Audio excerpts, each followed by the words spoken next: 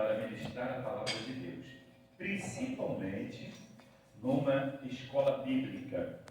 E eu louvo a Deus porque hoje o Brasil, não só o Rio de Janeiro, mas o Brasil, tem tomado uma postura muito boa em relação à escola bíblica. Escola bíblica de obreiros, simpósios, seminários que acontecem nas igrejas, às vezes muda a nomenclatura. Está se usando muito também o nome Fórum Teológico. E 3, 4 dias de evento, isso tem sido muito bom e as igrejas têm se empenhado nisso. Há uns anos atrás, quem fazia, e era 15 dias direto, era a Assembleia de Deus de São Cristóvão.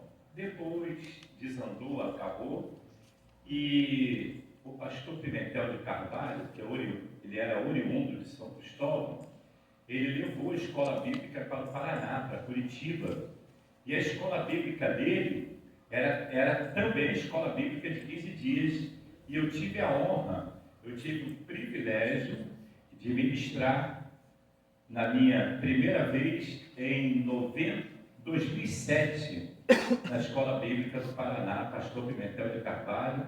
Nessa época era a escola de ponta no Brasil, a maior do Brasil. Eram preletores assim, renomados, nomes de peso. Eu tive o privilégio de ministrar numa escola daquela, depois retornei a alguns eventos. Hoje é pastor Gabi, e a escola foi reduzida para 3 dias, e não é a mesma coisa. Mas no Paraná e Santa Catarina, as igrejas fazem bastante escola bíblica. Tem uma escola bíblica em Londrina também muito boa, a de Joinville também é muito boa. O Extras, que esteve aqui, ele congregou em Joinville. Nos encontrávamos muito lá na escola bíblica. O Extras, que ministrou aqui ontem, uma escola bíblica boa. Então tem vários estados do Brasil fazendo escola bíblica. E o Rio de Janeiro, muitas igrejas se voltaram para a escola bíblica, e eu tenho o privilégio de ministrar na maioria, claro, quando convidam, né? Mas sempre estão me convidando, dá licença, sempre estão me convidando para as escolas, e para mim é uma honra poder estar com vocês. Vamos nos colocar em pé, vamos ler a Bíblia em Atos dos Apóstolos, capítulo de número 17, versículo 28, onde diz assim: porque nele vivemos, nele nos movemos, nele existimos, como alguns dos vossos poetas disseram, pois dele também somos a sua geração. Podem tomar assento. Muito obrigado. Amados irmãos em Cristo, eu tomei o cuidado de, desde o momento que o pastor me convidou, já sabia que eu ia fazer isso e fiz. Tomei o cuidado de preparar a minha mensagem em PowerPoint. Eu estou vendo a irmã no caderno, isso é muito legal. Isso, estamos em estudo bíblico, tem que trazer um caderno. Mas para facilitar os irmãos, eu preparei o PowerPoint, já está na tela, e trouxe no pendrive para colocar e os irmãos acompanharem, tá bom? Vamos ver o que Deus tem para nós nesta manhã. Vamos lá, pode colocar a introdução. Está ali, né? Está aqui? A introdução. Eu dividi a minha mensagem em apenas 2 partes. 2 tópicos apenas, mas tem uma introdução. Essa introdução eu divido também em 2 partes. Não é normal ter uma introdução longa, mas ela vai nortear aquilo que eu preciso falar nesta manhã. Na minha introdução, eu uso uma frase para dar norte à minha fala. E a frase da manhã era a glorificação a Deus. Isso ele realizava com o evangelismo na visão da estratégia divina. Esse foi o objetivo de tornar viável a missão da igreja, que por meio de Cristo, Deus dotou-a de recursos necessários, recursos indispensáveis à sua expansão. Eu, quando estava preparando essa mensagem e trabalhando a ideia de Atos dos Apóstolos, capítulo 17, ali, é claro, Paulo foi enviado porque do meio apostólico ele era o mais capacitado para falar naquele povo. Nós temos o lema que diz que Deus capacita aqueles que não são capacitados. Isso Deus faz. Mas se Deus já tem aquele que é mais capacitado, então Deus vai usar aquele que está mais preparado. E dois apóstolos, o mais preparado para falar em Atenas, era Paulo. Paulo, ele era judeu da tribo de Benjamim, falava o hebraico fluentemente, era a sua língua nativa, mas ele, por ser discípulo de Gamaliel, ele aprendeu aos pés de Gamaliel na área secular, ele participou do Sinédrio. O Sinédrio é um concílio de 70 a 71 membros, e por ele fazer parte do Sinédrio, ele recebeu a cidadania romana. Então é por isso que ele fala aos gregos, é por isso que ele fala aos judeus e aos gentios, e ele defende isso, tá? Então ele recebe a cidadania romana e ele tem liberdade para falar tanto ao judeu como também aos gentios. E ele, por ser criado aos pés do doutor Gamaliel, ele era um homem versátil nas escrituras, era um homem versátil na língua, ele era uma pessoa muito capacitada. Vocês podem ver que próximo à sua morte, em 2 Timóteo capítulo 4, a partir do versículo 8, ele fala para Timóteo: quando vieres, traga também os livros e os pergaminhos. Livros ali são livros seculares que ele lia, ele relia, desde quando ele estudou com Gamaliel, com Gamaliel. E pergaminhos ali eram os manuscritos do Antigo Testamento, Jeremias, Sofonias, Ageu, Miqueias, Malaquias, enfim, eram os manuscritos do Antigo Testamento. Então Paulo, ele era um homem muito culto, e para falar na Grécia, além da ação e da unção do Espírito Santo, o homem tinha que ter cultura para falar aos especúrios, para falar àqueles homens que paravam horas e horas só para saber o porquê, a direção de um vento. Nada, discutiam nada, mas discutiam. Eram homens que discutiam sobre tudo eles filosofavam. E Paulo provavelmente fez filosofia quando ainda estudou com Gamaliel. Por isso que Paulo ele usa esse termo. Se vocês observarem também, eu até quero fazer uma ressalva aqui, a revista da Escola Bíblica Dominical, ela colocou ali Paulo, pregador dos gentios, aquela coisa toda, o homem que Deus abriu a porta. Não foi Paulo, tá? Paulo foi pregador dos gentios, foi o apóstolo dos gentios, mas a porta não foi aberta por Paulo. Jesus falou, é só uma ressalva da primeira aula, os professores que estão aqui, vocês podem rever a primeira aula que foi domingo passado. A Bíblia, ela diz em Mateus capítulo 16, Jesus falou para Pedro: tu tens as chaves, o que ligar na terra será ligado no céu, o que ligar na terra será desligado no céu. Chave é símbolo de poderio, é símbolo de autoridade. Chave serve para abrir portas, e Pedro abriu a porta da salvação. Primeiro, para os judeus, em Atos dos Apóstolos capítulo 2, ele era judeu, lá no dia de Pentecoste. Poucos pregadores e preletores comentam sobre isso. E Pedro abriu a porta para a salvação dos gentios em Atos dos Apóstolos capítulo 10, na casa de Cornélio. Paulo veio depois. Paulo aceita Jesus no capítulo 9. Capítulo 10, Pedro está em evidência e ele é usado para a salvação de Cornélio. Quem abre a porta para a salvação dos gentios não foi Paulo, foi Pedro. Pedro torna-se o apóstolo dos gentios. Aí nós temos que aplaudir mesmo a Paulo. Paulo torna-se o apóstolo dos gentios. É só uma ressalva da aula de domingo. Eu falei isso lá na igreja. Não é querer discordar de revista, nada disso. É aquilo que nós escrevemos. Pregar, falar, ensinar, principalmente quando nós pregamos, nós cometemos erros irreparáveis, que não dá tempo de voltar, porque estamos naquele calor da oratória. Quando nós estamos ensinando, fica mais prático, porque dá tempo de você pensar. Agora, quando estamos escrevendo, nós paramos, lemos, relemos, é isso mesmo? Então, manda isso para o público. Então, quando escreve, o cuidado tem que ser maior. E eu observei isso na aula de domingo. Paulo foi o mais capaz.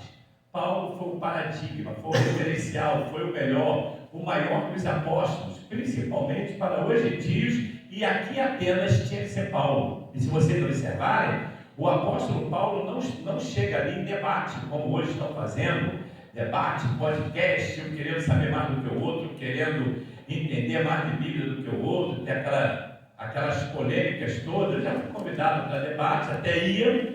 Chegou uma hora que eu pedi para cancelar o meu nome numa rádio de ponta aqui do Rio de Janeiro. Não vou dizer qual a rádio, tá? Tem duas. Uma delas eu participei de debate, depois eu pedi para tirar o meu nome, porque eu estava me degradando com pastores. E a palavra de Deus não é para isso. Paulo não foi ali para debate.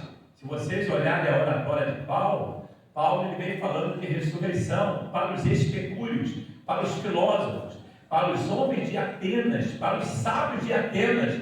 Paulo, hora nenhuma ele fez outra coisa a não ser a propagação do Evangelho. Olha bem a expressão dele, texto que o coordenador, o pastor escolheu como tema, ó, porque nele, ele está falando do Cristo que foi morto. Se vocês pegarem a oratória no começo, vocês vão ver, está falando do Cristo que foi morto e eles não acreditavam em ressurreição.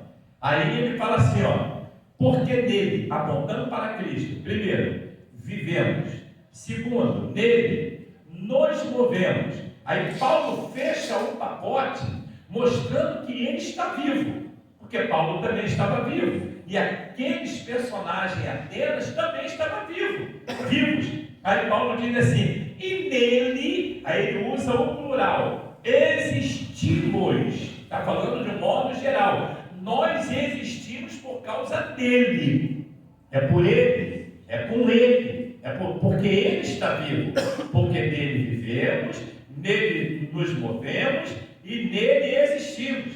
Aí Paulo tira o time dele de campo e aponta para a filosofia da Grécia e diz assim, ó, como alguns dos vossos poetas disseram, joga a bola da vez para eles. Aí não tem como aquela guerra, aquela batalha contra Paulo, mas mesmo assim eles arrumam. Aí Paulo fala assim, como alguns dos vossos poetas que eles aplaudiam, davam credibilidade, Paulo joga a responsabilidade para aqueles homens e diz assim, como alguns dos vossos poetas disseram, pois dele também somos a sua geração. É o texto escolhido como tema para esse evento. Quando fala dele somos a sua geração, eu não sei qual foi a ideia da escolha do tema, para falar da geração atual, para falar do nosso contexto. Paulo não está falando desse nosso contexto, ele está falando da geração daquela época, pois dele também somos a sua geração, só que a geração dele, de Cristo, que vivemos, movemos e existimos, não para lá, a geração ela continua até o dia do arrebatamento. Então, Paulo ele foi fantástico, pois dele também somos a sua geração, joga para Cristo o poder da salvação. E aí, pastor, eles arrumam uma encrenca com Paulo, com seu companheiro, e dá a eles como mortos, né? Espancam e vão embora, e eles são jogados para fora da cidade. Vem varões piedosos e cuidam de Paulo ali, tratam de Paulo e do companheiro. Nessa oratória trouxe um conflito muito grande lá dos filósofos, mas a Bíblia diz, muito obrigado, querido irmão, mas a Bíblia diz que existem 3 tipos de ouvintes aí no texto. Não sei se vocês já observaram, 3 tipos de ouvinte. Aqueles pastor, que não estão nem aí, nem ligados para o que Paulo falou. Tem um outro grupo que fazem por menos, falaram para Paulo assim, sobre esta, tem uns que não creram, então não estão nem aí. O outro grupo falaram assim para Paulo: sobre essas coisas te ouviremos outra vez. Valeu, tá? Boa palavra. Meus parabéns, tá bom? Outro dia eu volto aí para visitar a igreja, para fazer parte desse culto. Esse grupo que sai e não volta mais. São aqueles que ignoram. Sobre essas coisas te ouviremos outra vez. Mas teve um terceiro grupo que deu crédito ao que Paulo falou. Olha onde nós vamos entrar nessa mensagem que vocês escolheram como tema. O outro grupo, a Bíblia diz que esse grupo creu, e a Bíblia dá nome, era Dionísio, o Areopagita, Damares e mais alguns irmãos deram crédito quando Paulo disse: dele também somos a sua geração. Onde eu quero chegar com isso? O profeta Isaías já tinha profetizado esse episódio 700 anos antes, ele dizendo assim: a palavra do Senhor não voltará o quê? Vazia. Antes fará o que lhe apraz. Tem aqueles que não ligaram, tem aqueles que ignoraram e tem aqueles que aceitaram. Sabe por quê? A palavra não voltará vazia. Aí alguém me pergunta: pastor, se essa palavra ninguém se convertesse, também não teria problema, ela não volta vazia. No dia do juízo final, eles vão dar conta daquilo que ouviram e não deram credibilidade. Mas lá, Dionísio, Areopagita, Damares e muitos irmãos se converteram ouvindo a mensagem de Paulo. Por isso que eu comecei a introdução dizendo Atenas, um campo para a evangelização. Se é dentro do nosso contexto, alguns pregadores iriam dizer: o que eu vou fazer em Atenas? Lá só tem filosofia, lá só tem os sábios, os sabichões. Eu vou pregar para aqueles mais simples. Paulo pregava para os simples e para os que não eram simples, os mais elitizados. Quando não é aula de homilética não, tá? Inclusive eu vou estar ministrando lá na FAECAD em novembro 2 aulas de homilética. Não é aula de homilética não, mas o pregador, o preletor, o conferencista, a pregadora, aquele que vem aqui no altar pregar, tem que saber que ele está falando a pares, pessoas iguais a eles, está falando a inferiores a eles, né? E está falando também a superiores. Então ele tem que ter uma linguagem saudável para falar os iguais, os menos e os mais. Ele tem que ter uma linguagem saudável. Ele não pode querer impactar o auditório, o ambiente, apenas pensando que está falando a girafa. Aqueles lá em cima, ele vai gastar no vernáculo, falar um monte de coisas que as pessoas não vão entender. Então, o melhor é fazer como Paulo. Aos atenienses, ele usa a filosofia da Grécia, mas usa a salvação em Cristo, quando ele diz: pois dele também somos a sua geração. Essa é a explicação do texto. Eu dividi em duas partes, vamos lá, depois da palavra indispensável a sua expansão. A primeira setinha, eu queria que vocês me ajudassem. A primeira divisão, todos juntos, Bel. 1, 2, 3, a igreja. Dentre recursos, destaca-se de maneira especial o ministério ordinário, formado por aqueles que foram enviados pela soberana vontade. Aí aparece Paulo mais uma vez, como os demais apóstolos, aparece. E eu uso a frase dizendo: dentre esses recursos, destaca-se de maneira especial o ministério ordinário. Esse ministério ordinário está envolvendo todos nós que estamos aqui. Não é específico. Tem o específico. Aquelas pessoas que Deus preparou mesmo para levar. Mas tem aqueles que fazem parte de um só contexto. E é o que eu estou dizendo. Formado por aqueles que foram enviados pela soberana vontade de Deus. São esses que Deus vai capacitar, meu irmão. Tu vai falar a elitizados de uma forma brilhante e eles vão ficar impactados. Deixa eu contar uma coisa a vocês aqui. Nunca contei isso em outra igreja, só na minha igreja. Já tem muitos anos. Eu estava em Búzios, a Nação dos Búzios. Isso tem muitos anos mesmo, muitos anos. Aí, e lá tinha um presbítero, e esse presbítero ele era muito usado por Deus, e ele não sabia que ele era tão usado por Deus. Enfim, esse presbítero morreu novo e nunca descobriu a capacidade que ele tinha. Como aquele camarada, ele era usado por Deus, ele tocava trombone de vara. Quando nós fazíamos ar livres na Praça de Búzios,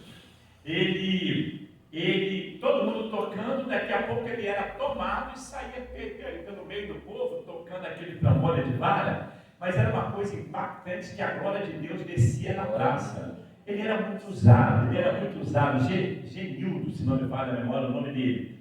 Era um camarada muito abençoado, ele não valorizava tanto o ministério dele, mas vi poucos igual aquele camarada. Ele tocava, ele cantava e ele pregava, pastor. Mas não se envolvia, já que aquele camarada que é talentoso, mas está sempre na retaguarda. Aí um dia, nós estávamos no culto de ações de graças, mas a igreja aí estava lotada, era uma casa grande, ali, esqueci o nome da rua, essa rua hoje é calçada, nem era calçada na época, e estava lotado esse culto, e o Genildo, o pastor, deu a oportunidade para ele dar a palavra no meio do culto. Ele começou a pregar. Ele está pregando. Vocês não são obrigados a acreditar nisso não, tá?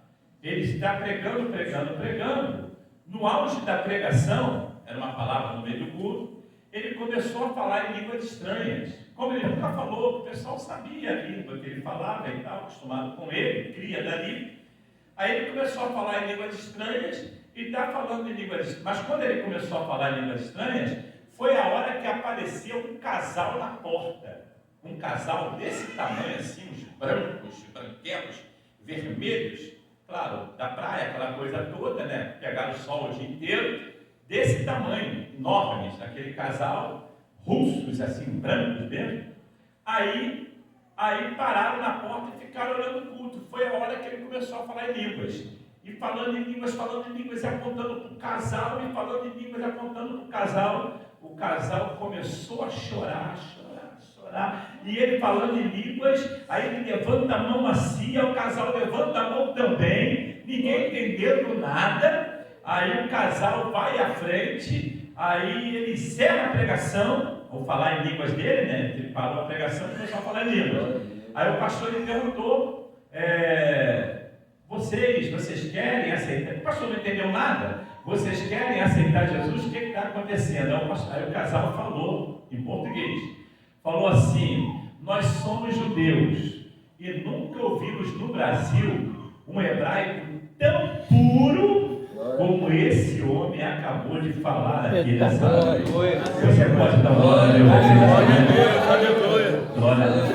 E ele não falava hebraico, não falava grego, não falava hebraico, mas ele pregou em hebraico para aquele casal de judeu, e o judeu do casal aceitaram a Jesus como Salvador, mediante a oratória do presbítero abençoado.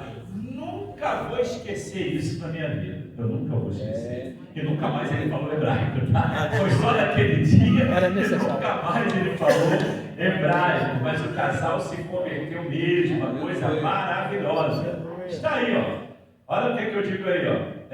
O ministério ordinário formado por aqueles que foram enviados pela soberana vontade de Deus. Deus poderia usar outro em Atenas. Deus usou o que estava mais capacitado, que era Paulo, mas poderia usar outro. É o ministério ordinário, pessoas que foram enviadas pela soberana vontade de Deus. Amados, a nossa história, 115 anos de Assembleia de Deus, quando Daniel Berg e Gunnar Wingre vieram para o Brasil, quando eles vieram para o Brasil, eles não falavam português. Eles eram suecos, estavam nos Estados Unidos, receberam o chamado de Deus, vieram sem dinheiro, numa viagem só de vinda para o Brasil, chegaram em Belém sem condições nenhuma, sem conhecer a língua. Eu estive lá, de vez em quando eu prego lá em Belém. Aí eu estive no local que eles chegaram e eu fiz aquele trajeto. Aí eles andam até a praça, porque quando o navio chegava, o pessoal se reunia na praça e da praça eles espalhavam, cada um para sua casa, encontravam os familiares, abraçavam e iam embora. Aí Daniel, Berg e Gunnar Wingre chegam, a praça está lá, o banco que eles assentaram está lá, o pastor Samuel restaurou tudo, Samuel Câmara. Aí chega na praça, ele lá na praça vê o povo indo embora, vê o povo indo embora, vê o povo indo embora, e eles ficam, iam para onde? Ele não sabia para onde ir, sabia que Deus mandou vir para o Brasil, sem falar português, só falavam inglês e a língua deles, sueca, né? Aí quando eles chegam ali, para na praça, mas Deus, Ele sempre prepara pela sua soberana vontade. Tinha um pastor sueco lá, pastor Batista, era sueco, mas já falava português. Aí o pastor Batista olhou para aqueles dois jovens, e viu que ninguém veio recebê-los. Mas o pastor Batista percebeu que a roupa deles não era roupa americana, era roupa sueca. Aí o pastor era sueco, aí o que ele faz? Se identificou para eles, na língua sueca. Eles contaram que eles vieram da trajetória deles de missionário. O pastor Batista agregou, eles não tinham onde ficar, iam dormir ali na praça. O pastor agregou eles na igreja, e daí começou a história até que eles fundam a nossa denominação, a Assembleia de Deus, em 1911, a Assembleia de Deus no Brasil, 115 anos. Então, foi assim, Deus capacitando, Deus enviou, e agora Deus está dando a capacidade. Quantos podem dizer amém? Amém. Vamos para a outra setinha, está aí já, a outra, isso, todos juntos, vamos ler, toda a igreja. Neste particular também tem grande valor o ministério lei, exercido por aqueles que não têm um compromisso de trabalho junto à igreja em tempo integral. Muito bom. Aqui o ministério lei, aqueles que não têm nenhum compromisso de trabalho junto à igreja em tempo integral, são aqueles que não são remunerados, são aqueles que têm de trabalhar para o seu sustento, são aqueles que fazem porque amam a obra de Deus, são aqueles que pegam o seu sábado e entregam para Deus, são aqueles que chegam cedo do trabalho, não tem culto, vai procurar uma congregação, vai procurar um ponto de pregação, vai procurar alguma coisa para fazer. Eles não têm compromisso com o trabalho junto à igreja em tempo integral, eles são sustentados por eles mesmos. Era o caso de Paulo. O apóstolo Paulo, se vocês observarem, ele se une com Áquila e Priscila, e a Bíblia diz que durante a noite, a hora de dormir, a hora do descanso, depois de um dia cansativo, eles fabricavam tendas. Eles fabricavam tendas para a sobrevivência. E durante o dia, eles evangelizavam. É uma chama que arde dentro do coração, que a pessoa se entrega para fazer a obra. Tem aqueles que só fazem porque são pagos para fazer. São determinados para fazer. Não sabe o que é, né, pastor? Ele tem a mão na massa. Não sabe o que é isso. Não sabe. Não tem história depois para contar. E quando vai contar, tem que contar dos outros, porque ele mesmo não teve. Aqui, falando desses homens com chamada de Deus, mesmo não sendo remunerado como um ministério integral, aqueles que são assalariados para produzir, que é normal. Paulo interpreta aquilo que está em Levítico, quando Moisés fala, não atarás a boca do boi que debulha. Paulo interpreta no Novo Testamento dizendo que digno é o obreiro do seu salário. Isso é normal, isso é louvável, isso é bom diante de Deus, ok? Vamos para o primeiro tópico. Aí eu dou uma explanação um pouquinho ainda sobre essa história. Fale comigo bem alto. A nossa geração deve atender o chamado. Vamos juntos. A nossa geração deve atender o chamado. Porque o tema de vocês é, pois somos também a sua geração. A nossa geração deve atender o chamado. Olha o que eu digo. O evangelizador deve ser preparado para essa nobre. A palavra nobre quer dizer alto, suntuoso e valente. Olha só. Fale comigo, nobre. Alto, suntuoso e valente. São três palavras agregadas à palavra nobre. Essa nobre função. A igreja é a maior e mais sublime instituição que existe na terra para a evangelização de toda a humanidade. Não existe outro. É a igreja. Se não for a igreja, meu irmão, eles se metem em fazer tantas coisas, sexta noite, eu vou tentar dar nomes aqui, os espíritos, vai por aí fora, mas a igreja é que tem essa nobre, esse alto, esse valente, essa coisa calorosa de fazer a obra de Deus na chamada de evangelização, ok? Vamos lá, pode passar aí, número 1. Número 1 eu comento dizendo assim, pode passar? Isso, número 1, eu digo assim, essa obra é feita, eu vou ler só a primeira parte, vocês continuem, tá? Eu vou ler até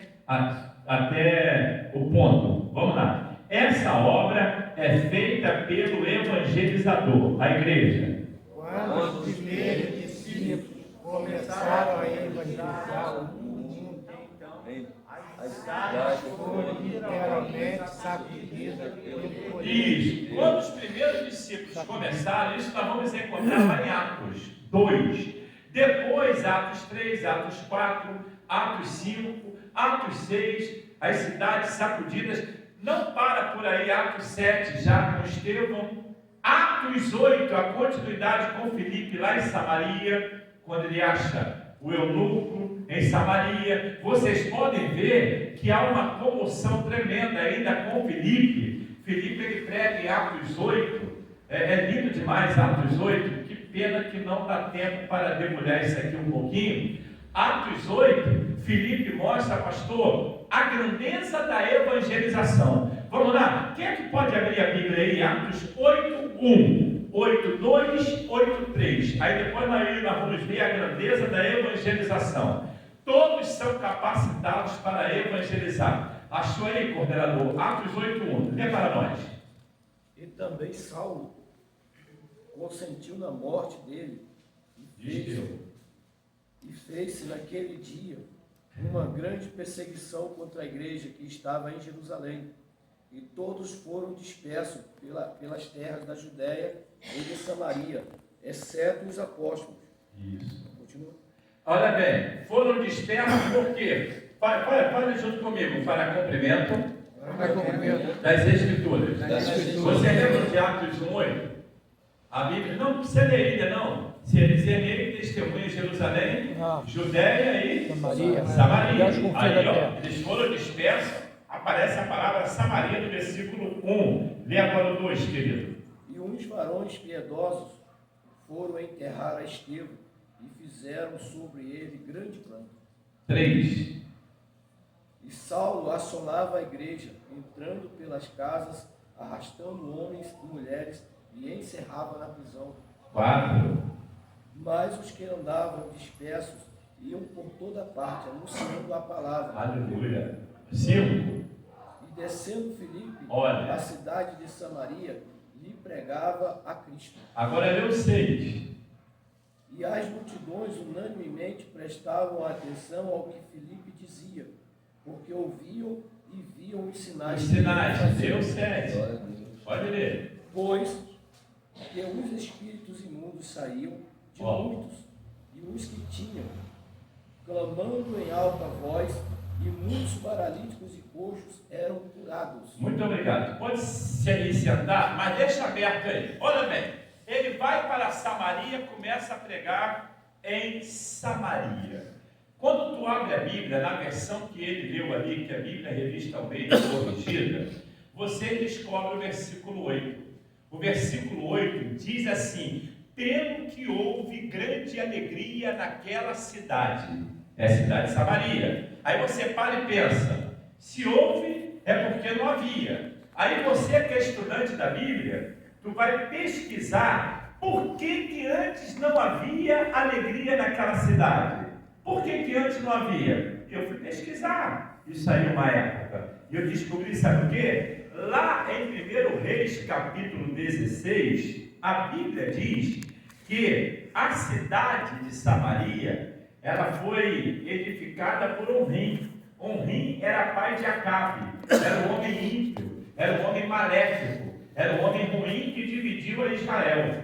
Esse homem, junto contra Tibni, que era um outro líder religioso, era outro líder, eles dividiram, entraram em guerra, Onrim ganhou, e Onri passou a ser rei de Samaria. E aí, pastor, com o passar do tempo, Onri morre e é sepultado em Samaria. Fale junto comigo, Samaria. Samaria. Mais alto, Samaria. Samaria. Lugar de divisão. Lugar de Fale comigo, Samaria. Samaria. Lugar de sepulcro de reis Sepulcro de ímpios. Lugar de sepulcro. Pelo que houve, grande alegria. O versículo 8, pelo que houve, leia. Havia grande alegria naquela Na cidade. outra versão fala, pelo que houve grande alegria naquela cidade. Eu havia também por causa de Filipe, eu vou explicar. Então, no lugar de divisão, pastor, onde tem divisão, dá para ter alegria? Por quê? A divisão fala de rebelião. 1 Samuel, capítulo 15, versículo 23, diz que a rebelião é como porfia, como idolatria, é como feitiçaria. Quem entra pelo caminho da rebelião, querendo tirar pastor, querendo tirar líder, vamos tirar a regente, vamos tirar o irmão, vamos tirar o nosso líder, vamos tirar... Essas pessoas estão com esse espírito. Rebelião, facção, é o mesmo que feitiçaria, viram feiticeiro bravo. Feiticeiro bravo mesmo. Rebelião traz a feitiçaria para a vida do ser humano. Aí, houve a rebelião, houve ali a morte dele. Quando ele morre, Acabe reina. A Bíblia diz que Acabe era pior do que o seu pai Onri. Todos esperavam um novo governo, alguma coisa melhor, mas não veio melhor. Sabe por quê? O nome Acabe quer dizer semelhante ao pai. Igual que o pai fez e pior, Acabe fez. Então Acabe casou-se com Jezabel, filha de Etibal, rei dos Sidônios, rainha da idolatria, trouxe a apostasia em Israel.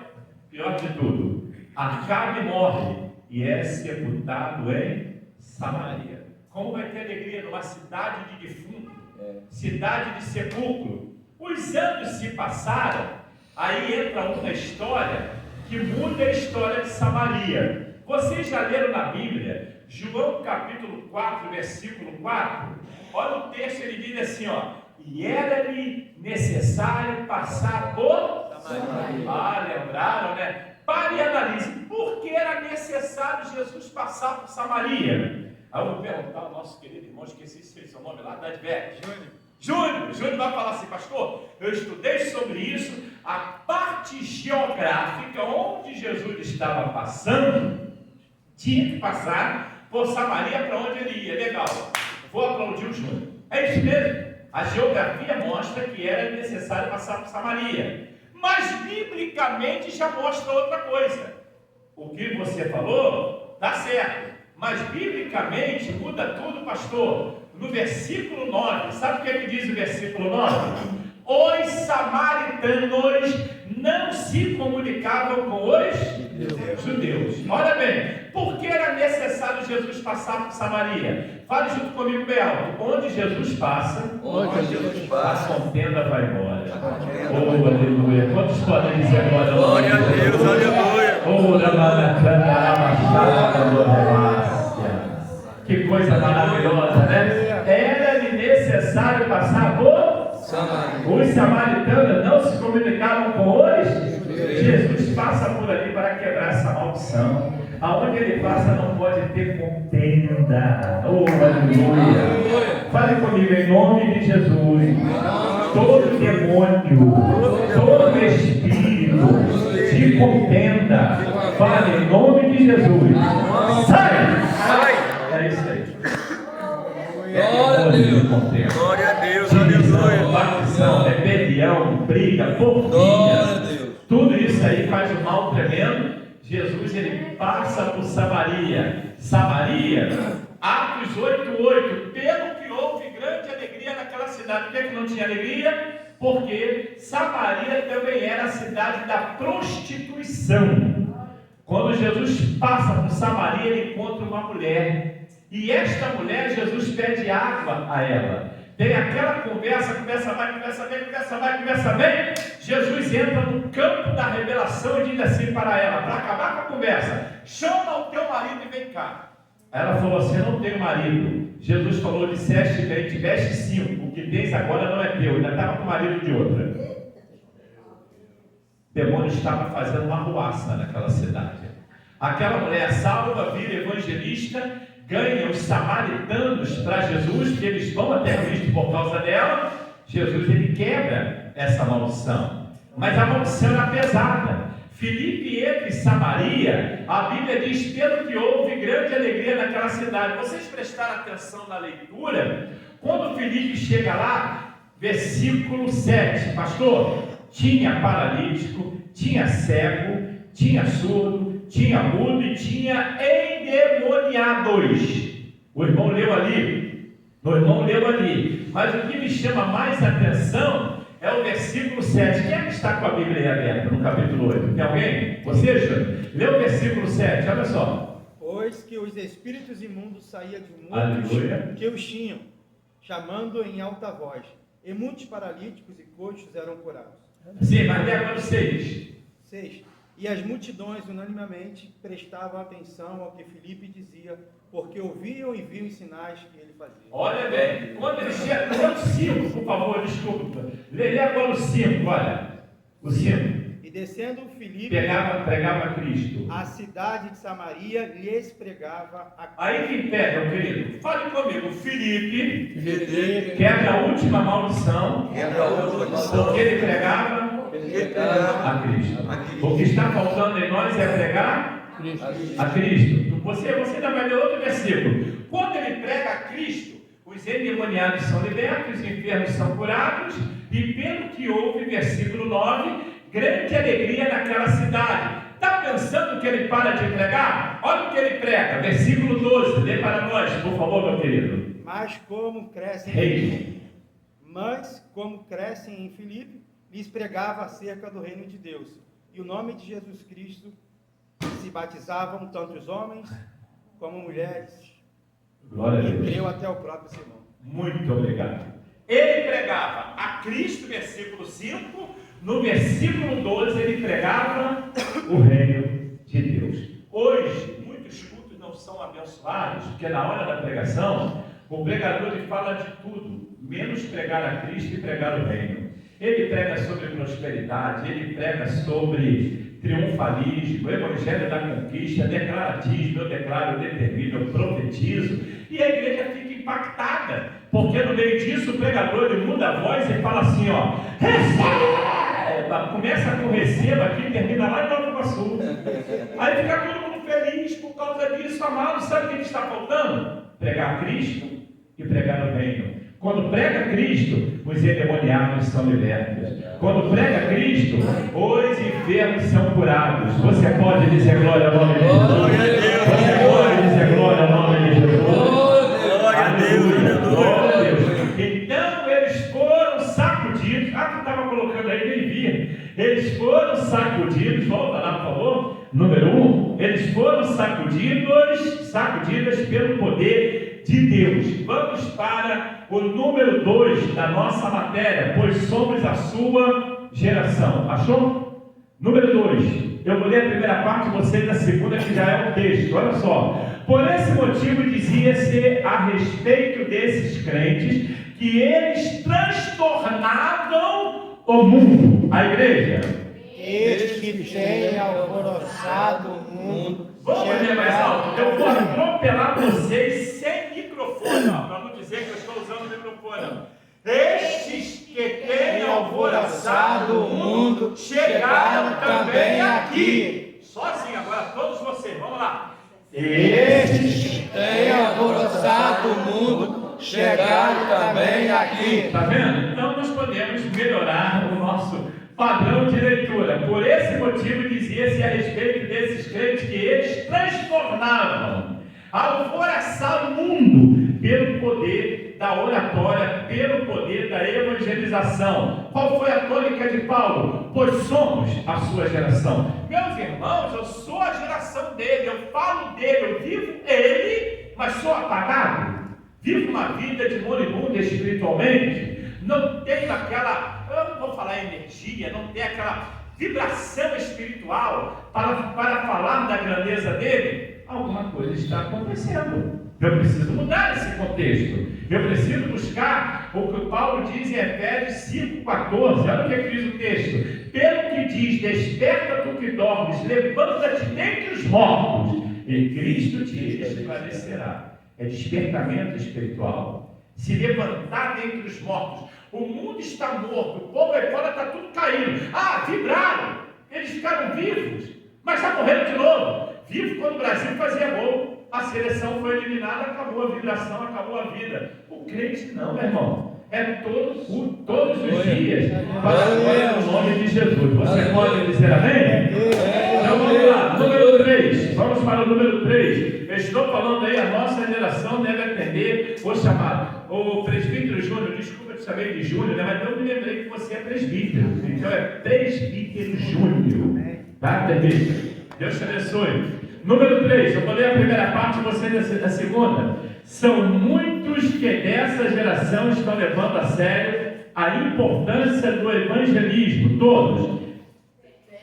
Não, vamos de novo. São muitos que dessa geração não têm levado a sério a importância que o evangelismo tem. Todos. Para o crescimento e expansão da igreja. É isso aí. Não estão levando a sério, por isso não se vê mais ar livre, não se vê um monte de coisas que eu não vou nem entrar aqui, que as igrejas hoje, infelizmente, não tem mais essas vibrações, não tem mais essa dinâmica, infelizmente, por causa do triunfalismo dentro da igreja. O pregador à noite resolve tudo, dá emprego para todo mundo, dá riqueza para todo mundo, dá dinheiro para todo mundo, dá casa própria para todo mundo, dá fartura para todo mundo que se anima a trabalhar. Na mentalidade de alguns, pelo amor de Deus. E com isso, para que sair pregando, evangelizando, ganhando almas não precisa mais, tá? Vamos para o número 4. Eu leio a primeira parte, vocês a segunda. Como é triste e lamentável fazer tal observação, todos.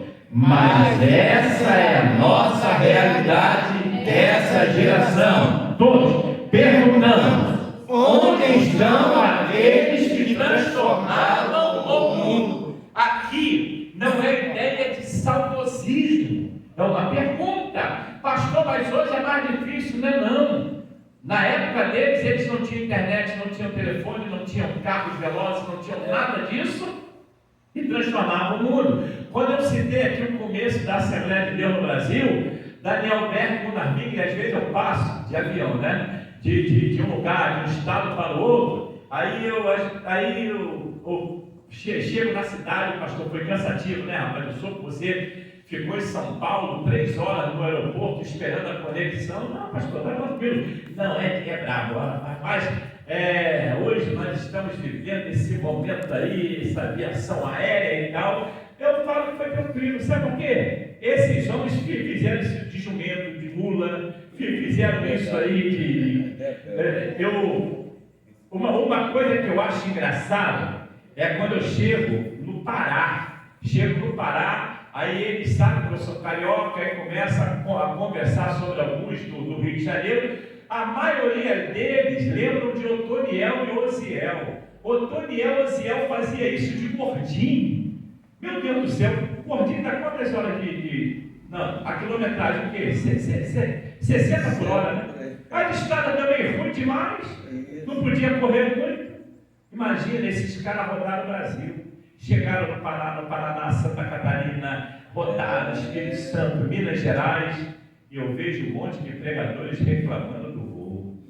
Reclamando porque ficou 2 horas no aeroporto. Eu já fiquei 6 horas no aeroporto da França, 2 vezes. Fiquei lá 6 horas, fiquei sentado esperando. Eu estava em outro país. Eu peguei aquele boom dos aeroportos. Eu estava pregando em Santa Catarina. Quando eu cheguei, tinha saído um voo 3 horas antes e parou. Ficou 2 ou 3 dias sem avião no Brasil. Eu peguei esse voo. Aí eu fiquei hospedado em Camboriú. A TAM me levou lá para Camboriú. Fiquei 2 dias no hotel. Quando consegui um voo para São Paulo, para fazer Rio de Janeiro, cheguei em São Paulo, 9h30 da manhã, fiquei feliz porque consegui uma passagem para meio-dia. Só consegui viajar 15 para meia-noite. Lotado, aeroporto, aquela coisa toda. Eu já há mais de 2 dias fora de casa, uma confusão. Fiquei lá sentado. Não tinha jeito, não tinha jeito. E pensando a respeito do que o Evangelho faz conosco, nos levando a posição maiores, aí eu comecei a pensar, esses homens, eles viajavam lá da Paraíba para cá, que eram dias de viagem. Tem missionários que pegavam pau de arara, eram ônibus que levavam 20 e poucos dias de lá para cá, não tinha esses banheiros confortáveis que hoje as rodoviárias têm, essa coisa toda, e missionários passaram por isso. Esses homens, cadê esses homens que transtornaram o mundo? Foi o que aconteceu. Estes que têm alvoroçado o mundo chegaram também aqui, chegaram lá em Atenas. Estão falando ali de Paulo. Paulo, quando pregou naquele lugar, não é só pregar no meio dos especúrios, no meio da nata, falar para a elite, não, meu irmão. É chegar até onde a elite está. É ter a capacidade, ter essa capacitação espiritual para chegar no tete a tete com hombridade, com graça, com poder, com conhecimento, com unção. E hoje tem essa pergunta. Eu vou repetir. Como é triste e lamentável fazer tal observação, mas essa é a nossa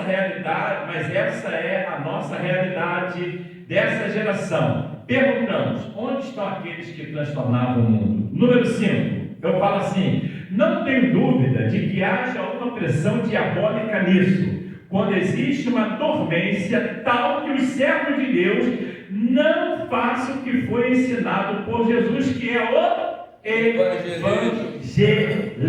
Vamos lá? Letra A, toda a igreja bem alto. Pode passar, meu querido? Letra A, toda a igreja bem alto. É um pouquinho longo, mas você vai ler. Toda a igreja. 1, 2, 3. Se a igreja dessa geração tivesse dado a continuidade como tudo começou, teria hoje evangelizado mais do que tem feito, e com muita facilidade nessa era atual. Eles não tinham o que nós temos hoje, e eles conseguiram evangelizar o mundo da época. Hoje nós temos tudo mais fácil em nossas mãos. Hoje nós temos várias armas que nos dão a capacidade de levar o Evangelho de Cristo além fronteira, mais além do que nós evangelizamos. Olha só, se a igreja dessa geração, quando Paulo diz, pois somos também a sua geração, a geração da época que já fazia Paulo um homem capacitado. Imaginem hoje nós descobrimos adolescentes aí jovens, já com 2, 3 faculdades. Eu me lembro, quando eu era jovem, eu já fui jovem, tá? Não parece, mas já fui. Quando eu era jovem, eu me lembro que o sonho dos jovens era chegar à admissão. Para os mais antigos, sabe o que eu estou falando aqui? A admissão era a 6ª série primária. Chegar à admissão. A menina, quando chegava no primeiro ano ginasial, a mãe espalhava na rua inteira: a minha filha entrou no ginásio. Feliz da vida porque chegou no primeiro ano ginasial, que hoje não serve para nada. Nem existe nada disso mais. Hoje é a primeira, segunda faculdade, a terceira faculdade, cursos paralelos para poder entrar na demanda, na competição aí do mercado. A minha neta está na 4ª série. Eu quando olho para minha neta, eu falo, Lei, meu Deus do céu, isso daí aprendia na 1ª série e melhor do que ela está aprendendo hoje. E engraçado que no final de ano todo mundo passa. Ninguém fica mais reprovado. Estão brincando com o ensino no nosso país. Estão ignorando o ensino no nosso país. Não buscam, as pessoas não estão nem aí para isso. Não estão mais preocupados com essas coisas. Eu não vou citar nomes, eu conheci um grande pastor no Brasil que tinha a 4ª série primária. 4ª série primária. Ele tornou-se pastor aqui do Rio de Janeiro, foi embora para outro estado, e lá ele virou o homem do estado. O camarada, ele era um espetáculo, cabeça pensante. Aí os irmãos contam, pastor, os irmãos vinham de congregação, aí olha, aquele terreno, pastor, do lado, eu me lembro, vocês compraram, pastor, estamos ampliando a igreja, e o engenheiro já preparou aqui, segundo aquilo que nós queremos, aí abrir em cima da mesa do pastor, a planta enorme, abria, aí pastor, nós estamos, que lá é assim, Não é, eu vou fazer. Nós estamos pensando em fazer assim, assim, assim. E está o pastor lá da planta, 4ª série primária. Ele morreu com 95 anos, esse pastor. Eu conversava muito com ele. Não é do Rio, não. Ele é do Rio, mas vivia em outro estado. Aí ele olhava a planta, aí estamos pensando em fazer isso, que a igreja aqui, o terreno aqui, e tal, tem esse pilar aqui, nós vamos fazer uma fundação aqui, vamos agregar isso. Então o pastor olhou da planta. O dirigente da congregação, homens inteligentíssimos, advogados, engenheiros e tal, fora o engenheiro que fez a planta ali, com toda aquela cúpula. E o pastor olhando, poxa, legal, mas nós viemos aqui para saber o que o senhor acha. Não, acho que está excelente, rapaz. Vocês, Deus tem dado uma sabedoria muito grande a vocês, está excelente. Ah, pastor, está aprovado? Não, está aprovado, está excelente. Mas vem cá, por que vocês não pegam a entrada, ou pisar dele, esse pontinho aqui para cá, isso aqui? Aí os camaradas, os engenheiros, 3, 4, mais o dirigente da congregação, isso era normal, arregalavam os olhos. Caramba, não pensamos nisso, faz assim, assim, assim, fica melhor. A palavra final era do pastor com 4ª série primária.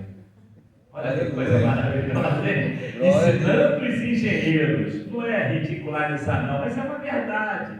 São pessoas capacitadas. São pessoas que pensaram mais para frente. Não tiveram a cultura que temos hoje. Mas, amados, são pessoas abalizadas para coisas maravilhosas. Talvez alguns homens ainda falam problema, ainda falam é mesmo, mas são pessoas extraordinárias, espirituais, consagradas, cheias de Espírito. É claro, se eu puder aprender a falar o nosso português de uma forma melhor, glória a Deus por isso. Mas eu estou falando aqui de uma capacitação espiritual, de pessoas que Deus chamou, levantou para a realização da obra. Vamos lá para a letra B? Daqui a pouco já está chegando o nosso horário. Letra B, todos juntos, bem alto, na letra B. E isso fala da importância da igreja como frente missionária na estratégia de Deus de evangelizar.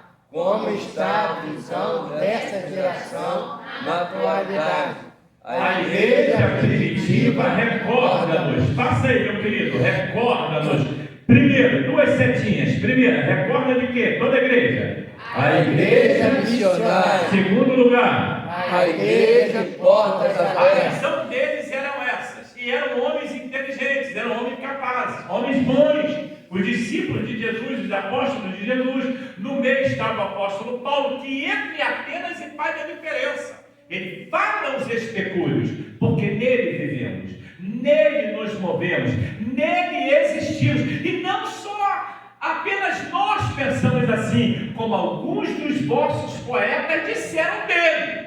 Não como eu estou falando acerca de ressurreição. Aí Paulo define o texto dizendo, pois dele também, ele usa a palavra também, somos a sua geração. Sabe o que é que existe? Foi gerado nele. Sabe por que é que nós estamos aqui? Porque fomos gerados nele. Sabe por que hoje eu estou aqui pregando para vocês? Era o que Paulo estava dizendo. Eu fui gerado nele. Paulo fala que foi gerado nas entranhas dele. E isso Paulo fala acerca da salvação em Cristo. Aos atenienses, ele usa essa palavra, é por isso que aparece em 3 grupos. O primeiro grupo nem ligou para o que Paulo falou. O segundo grupo ignoraram, jogaram para frente. Sobre essas coisas, tu vê se acha o texto aí, por favor. Sobre essas coisas que ouviremos outra vez. Aí o terceiro grupo ele fala assim: creram. O texto diz que eles creram. E a Bíblia dá nome, vou repetir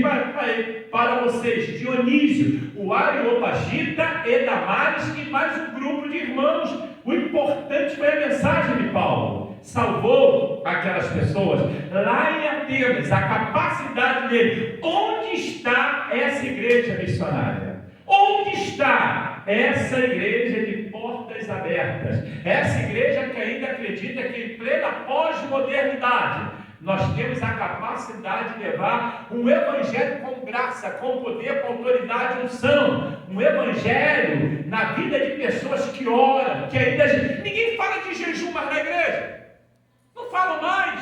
O triunfalismo fala mais alto do que o jejum. Pessoas que ainda jejuam, pessoas que ainda oram, pessoas que buscam a Deus, pessoas que ainda falam de batismo com o Espírito Santo, renovação espiritual, dom de línguas, fruto do Espírito, falam também de dons espirituais mesmo. Achou aí, querido? Achou o versículo? Aí em Atos 17, quando fala lá no finalzinho, deles apareceram ali Dionísio, Areopagita e tal, os que se converteram, os 3 grupos que eu falei aqui. Lê para nós então. E assim Paulo saiu do meio deles. Todavia chegaram alguns varões a eles e cercaram, entre os quais estava Dionísio, o Areopagita, e uma mulher com o nome de Damares, e com eles outros. Tu deu 32.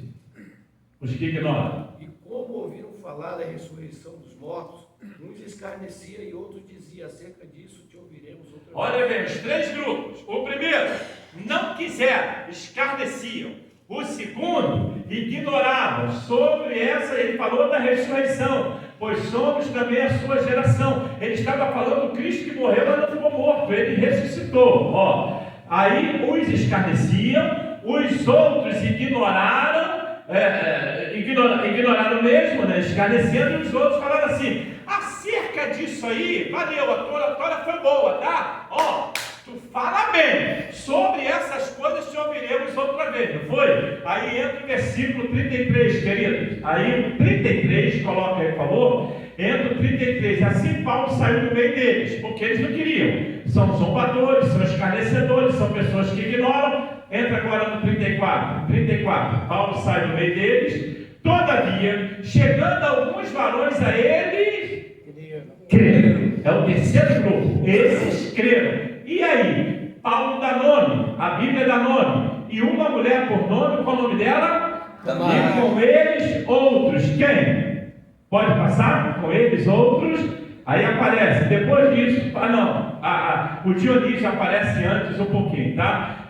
Dionísio, Areopagita, Damares, antes de Damares aparece Dionísio. Entre disse, estava Dionísio, Areopagita, que era da região, creu, a mulher Damares e outras pessoas aceitaram o Evangelho. Onde está essa igreja missionária? Onde está essa igreja de portas abertas que vai e entra mesmo para fazer a diferença? É isso que nós estamos precisando. Mais à frente um pouquinho, fale junto comigo. Uma geração que precisa experimentar a santificação. Eu tenho que entrar nessa área, tá, pastor? Eu tenho que falar um pouquinho do nosso contexto de Assembleia de Deus. E se usam muita gíria hoje, raiz. Então vamos ver aí, uma geração que precisa experimentar a santificação. Viver em santidade perante o nosso Criador importa em agir da maneira que Ele estabeleceu quando nos criou. A palavra santificação no grego é agiasmos, que vem da raiz agos, que quer dizer santificado, separado, consagrado. A palavra santificação, tá? Vem da raiz do grego ali, agiasmo. O agiasmo, consagrado, separado, santificado. Nós precisamos de uma geração separada, consagrada, santificada. Número 1, número 2 e número 3. Número 1, eu leio a primeira parte, você da segunda. De Deus vem a vida, a santidade e com ela, todos juntos, as oportunidades que nos advém com tudo aquilo que o Senhor proporcionou para a raça. Legal, veio de Deus e para nós, e nós damos essa continuidade. Uma geração que precisa experimentar a santificação. Essa geração de hoje, pós-moderna, essa geração, meu Deus do céu, que precisa mesmo experimentar a santificação. Eu ia falar umas coisas aqui, mas queria machucar muito a ideia dessa geração, a ideia dessa mentalidade que valorizam as inversões de valores, que valorizam as coisas lá de fora mais do que as coisas espirituais. Infelizmente encontramos pessoas assim. Vamos para o número 2. Número 2. A santificação faz parte do plano idealizador. Todos. Deus sempre procurou direcionar o homem para o caminho da da separação do mundo e do Quando pecado. eu uso a palavra sempre, a ideia de santificação não tem origem no Novo Testamento, amados. Josué 3,5, Deus fala para Josué fala ao povo: santificai-vos, porque amanhã o Senhor fará maravilhas no meio de vós. Era uma preparação. Sabe o que Deus fez no outro dia? Sabe o que Deus fez? Deus parou o Rio Jordão na época de cheia. Amados, não é normal, é sobrenatural o que Deus fez. Lê em casa depois o texto. Quando ele para o Rio Jordão em época de cheia, a água descia como avalanche, diz o texto, era época de cheia. Aí ele para o Rio Jordão, a água que está aqui, ela desce. E aquela água que está descendo, ela vai para onde, pastor? Lê na Bíblia que vocês vão ver. Eu já vi a cidade de Itajaí, é uma cidade baixa, em Santa Catarina. Quando tem essa coisa de enchente, a água vem como uma avalanche. É uma cidade linda, uma cidade rica, mas a água vem a quase 2 metros nas casas, toma tudo, porque é baixa. Agora, nessa passagem aí da santificação, não é o baixo. Quando Deus abriu o Rio Jordão, a Bíblia diz, vocês podem ler depois no capítulo 3 de Josué, que as águas, elas avançavam, ribanceiras para cima. Já pensou, pastor? Ribanceira, elas desciam e faziam isso aqui, ó, invadir para baixo. Quem já viu enchente sabe que é fácil.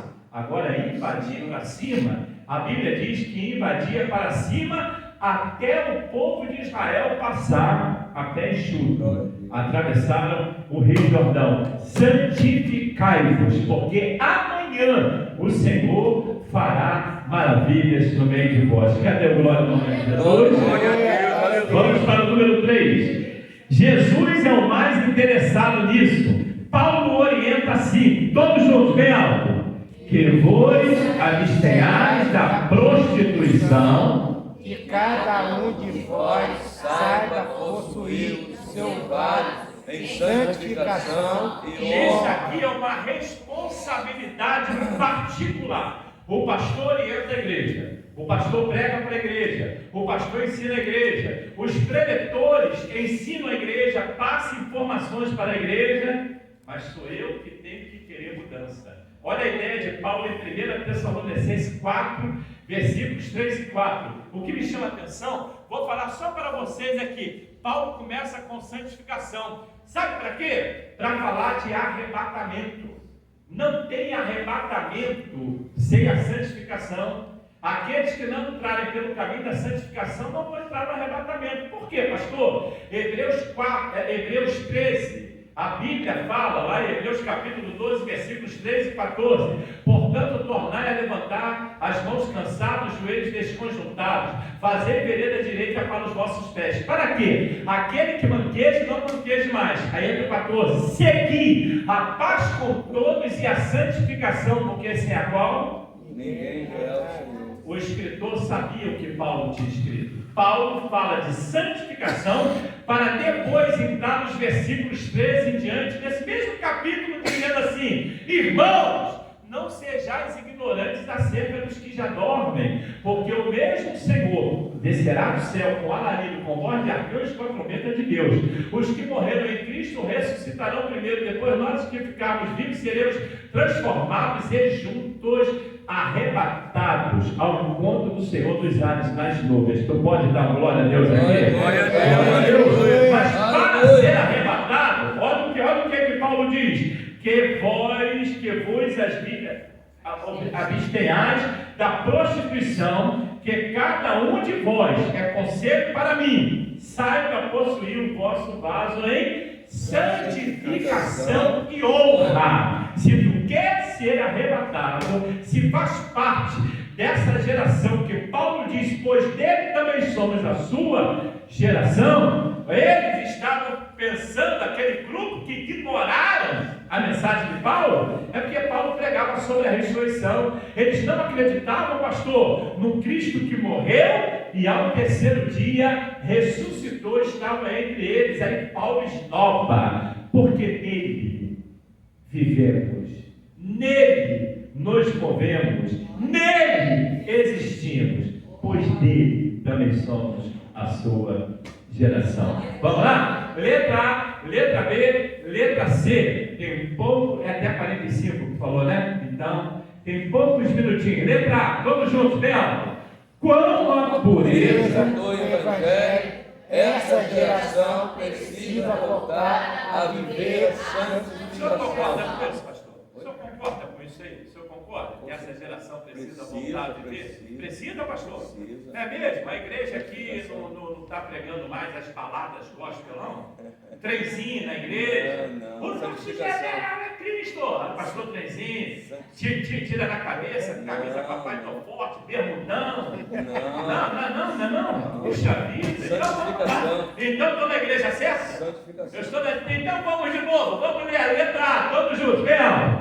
Com a pureza do Evangelho, essa geração precisa voltar a viver. Cadê o glória ao nome de Jesus aqui nessa manhã? Não pode dar glória a Deus? Não pode dar glória a Deus? Olha só, aí vem uma pergunta do pastor Mauri, todos juntos, letra B. Muitos Deixaram de ser perfeitos e santos e passaram a ser propensos É ao claro, pecado. deixou de lá da perfeição e a santidade, ficaram presas fáceis. É o propenso a ver, tá, pastor? Não. Presas fáceis a quem? Ao pecado. O pecado que tão de perto nos rodeia, como uma nuvem de testemunhas, está aí, todo instante. Satanás não descansa. Glória Não a Deus. descansa. E enquanto estivermos nesta matéria aqui, ó, Aleluia. temos que estar em vigilância, porque o pecado está próximo. E eles deixaram de ser perfeitos e santos, não querem mais, não precisam. O pastor está exigindo muito, a nossa geração não é assim não. Nós queremos um evangelho mais light, um negócio mais aberto. Um pastor aqui de perto, Parque São José, daquela região, não vou dizer quem, é um pastor até amigo. Ele várias vezes ele falou: pastor, tu tem a mente muito fechada. Do jeito que tu prega, ensina, rapaz, tu era para estar aí nesses grupos aí, nessas igrejas, é o pentecostal, pregando para essa turma toda, mas eles veem que você ainda tem a mente, ele dizendo que eu tinha a mente muito fechada, porque ele é liberal. Ele foi no retiro da nossa igreja e ele falou assim: tá legal, os cultos legais, almoço, janta, estamos sendo bem servidos, bate-papo muito maneiro. Poxa, mas o nosso retiro, ele falou assim: o nosso retiro bomba. Eu falei: bomba? Explode? Bomba? Eu falei: ele é? Pastor, a linguagem dele, é o pastor Zaço, amigo. Ele falou assim: pastor, lá não pode dar mole não. Até eu, pastor, eu estava dormindo, chegaram lá os jovens, quebraram ovos na minha cabeça, no meu rosto, jogaram palha de trigo, eu procuro quem é, eu vou excluir todo mundo, mas era só uma zoação. Eu falei: rapaz, eu nem penso, eu nem imagino em tentar fazer isso comigo, pelo amor de Deus. Pastor, tu tem a mente muito... Já pensou? Eu estava dormindo, vim ali, pelo amor de Deus, eu não penso nisso não, tem que ter respeito.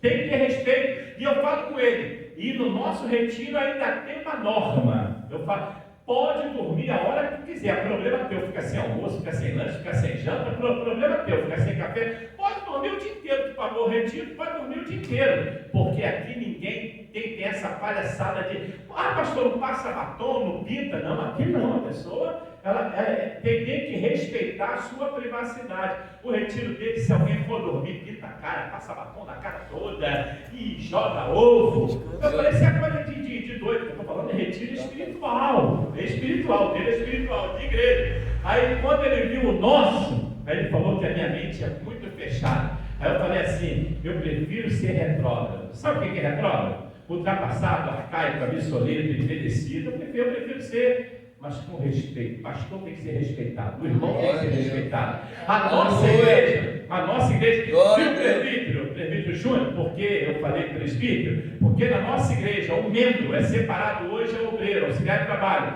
A partir daquele dia, toda a igreja chama obreiro Lauri, auxiliar de trabalho Lauri. Foi separada a diácono, daquele dia em diante, diácono Lauri. Foi separada a presbítero, daquele dia em diante, presbítero Lauri. Todos os pastores que eu conheço, pastor fulano, tem pastores que me chamam de Lauri, eu chamo ele de pastor. Ele me chama de Lauri, eu chamo ele de pastor. Ele me chama de Lauri, eu chamo ele de pastor. Tem um pastor, ele já morreu novo. Eu fui um pregador no dia da separação dele, numa igreja aqui em Belfort Roxo, não vou dizer onde. Aí eu fui um pregador no dia da separação dele a pastor. Aí, antes de começar o evento, demorou um pouquinho, estávamos batendo papo, eu chamei esse pastor 5 vezes de pastor, e ele seria ordenado naquele dia pela SEAD, naquele dia ele seria ordenado. E eu conversando com ele, pastor fulano, pastor fulano, pastor fulano, pastor fulano. Chegou na 5ª vez, ele me chamou pela 6ª vez de Lauri. Aí eu falei para ele, rapaz, tu vai ser ordenado hoje, graças a Deus, né, pastor? Glória. Não, graças a Deus, né, você é ordenado hoje. Eu falei, eu te chamei 5 vezes de pastor, tu me chamou 6 vezes de Lauri, e tu vai ser ordenado hoje. E eu fui ordenado pela SEAD em 92, já tem um tempinho, não tem? Já tem um tempinho. E eu chamando o camarada de pastor, o tempo todo ele me chamando de Lauri. Ele, puxa, pastor, me perdoe que eu estou nervoso e tal. Eu falei, não, tu tem que mudar o teu linguajar. Você vai chamar o teu pastor pelo nome, o outro pastor que tu conheceu agora também. Tu não vai chamar de pastor. Vocês estão perdendo a essência. Estão perdendo a essência. Tem que dar honra, né, Felipe Júnior? A quem tem honra. Nunca mais eu te chamo de Júnior. Nunca mais. Eu posso ser teu amigo, igual ele ali, que vocês jogaram bola junto, cresceram junto e tal, mas é presbítero, é função, é ministério. Está faltando esses critérios em nosso meio. Muitos deixaram de ser perfeitos e santos e passam a ser propensos ao pecado. Vai descuidando, vai deixando. E aí, como é que tá? Aí virou meu brother, meu parça, meu camarada, virou tudo menos ministério, menos obra de Deus. Porque nele vivemos, nele nos movemos, nele existimos. Porque somos a sua geração. Aleluia. Vamos lá para a letra C? Agora eu tenho menos minutos. Letra C, todos juntos, bem alto. Paulo, no Novo Testamento, teve por incumbência confirmar o estrago da imagem de Deus. Ele teve por incumbência confirmar o estrago da imagem de Deus no homem, que aconteceu lá no Jardim do Éden. Houve um estrago por causa da desobediência de Adão, que trouxe o pecado, e Paulo, no Novo Testamento, reconsidera, restaura.